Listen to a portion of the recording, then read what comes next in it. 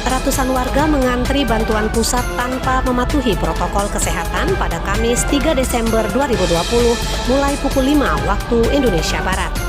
Antrean tanpa protokol kesehatan tersebut terjadi di depan Bank Plat Merah Kantor Cabang Pembantu Tebing Tinggi, Kabupaten Empat Lawang, Provinsi Sumatera Selatan.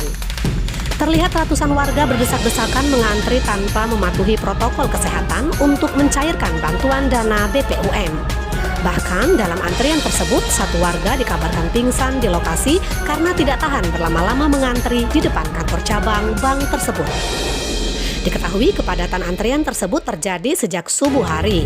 Warga mengantri karena belum mendapatkan informasi adanya pencairan uang bantuan BPUM, sehingga warga memutuskan untuk datang ke kantor bank di Pasar Tebing Tinggi. Akibat antrian panjang itu, satu warga dikabarkan pingsan dan pihak pimpinan bank tidak mau ditemui awak media.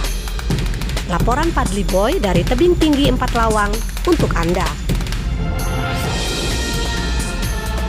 Dan tidak mengindahkan protokol kesehatan. Minta tanggapannya sedikit Pak Bupati. Tadi saya lewat tadi ini langsung saya minta Satgas untuk datang.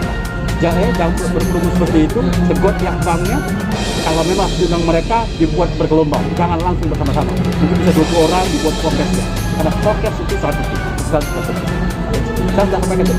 Saya datang. Kalau saya lewat mengantor tadi, saya lihat ini mereka ini. Langsung saya cepat. Saya ambil action tindakan. Saya telepon sekretariat Satgas Covid, Drawin, saya minta hubungi pihak bank agar ditata. Oke.